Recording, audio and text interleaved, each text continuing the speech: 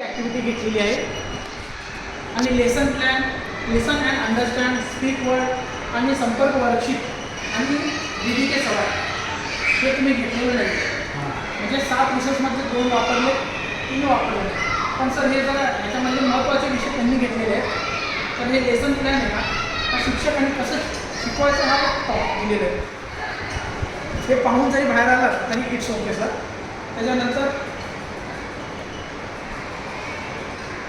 इकडंच करा. लिसन अँड अंडरस्टँडमध्ये ना सर गेल्याच्या नंतर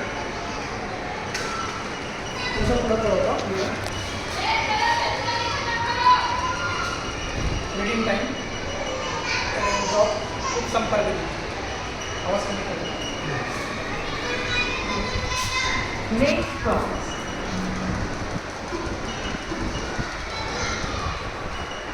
हा व्हिडिओ पूर्ण पाहून झाला ना तरच तिथं टिक मार्क केला. फक्त शिक्षकांनी थोडं वेळेवर थोडं कळवलं तरी चालून जाईल, कारण की त्या 5 वाजतामध्ये ऑप्शन दिलेलं आहे. राम सर, तुमच्याशी मला जरा संभाषण करायचं आहे. तुम्हाला अजून यात काय अजून तुम्हाला मटेरियल म्हणजे समजलं नाहीत जे तुम्हाला अजून पाहिजे, बाबा हा एक मुद्दा आहे की जो अजून मला नाही लक्षात आला किंवा असं काय नाही? नाही, आता सरांनी मला सांगितलं आता काय सरांनी व्यवस्थित कळलं ना? म्हणजे उद्या मी जर तुला विचारलं तर तू सांगायला समर्थ आहेस.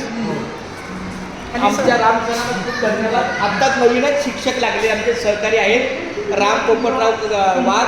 परंतु मला अभिमान आहे की टेक्नोसेमीच्या माध्यमातून त्यांचं कार्य चालू आहे आणि अशाच शिक्षकांची आता जर आमच्या जर का 55 वर्षाचा मेंदू आता या टेक्नॉलॉजीला एवढा उपयोग होणार आहे. पण माझी टेक्नॉलॉजी थोडीफार आहे. एकच मिनिट सर. अगोदर ना सर शिक्षक अगोदर होते ना, शिक्षक आपण स्वतःच्या हाताने खडून ते पण आहे, वर्ग रंगवायचे. अगदी बरोबर. त्याच्यानंतर थोडंसं काळ बदलला, डिजिटल बॅनर आले. त्याच्यानंतर पहिल्या बोलक्या भिंती होत्या. त्याचा थोडा रूपांतर आपण टी व्हीमध्ये आलं, त्याला आपण डिजिटलायझेशन म्हणतो. आपण ब्लॅकबोर्डचा वापर थोडा कमी झाला. नाही, ब्लॅकबोर्ड आहे सर. हो, नाही हे पण आहे ना, माझी मुलं येतात नाही ते रायटिंग करतात ना.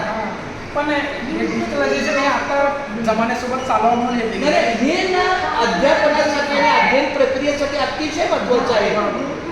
याच्या माध्यमातून मुलं एकाग्र बघतात.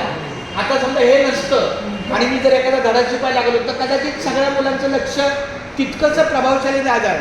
पण दूरचित्रवाणी या माध्यमातून म्हणजे एक चित्र पण दिसतं, आवाज पण कळतो, काहीतरी वेगळं वाटतं. हा, म्हणजे अध्यापनाचं हे अतिशय लक्षणीय साधन आहे.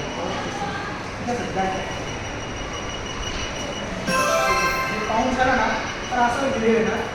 आता याच्यामध्ये ते दिमागची ॲक्टिव्हिटी आहे, ते पोरांचं तुम्ही घेतलं असेल तेच दिमागमध्ये व्हिडिओ बस.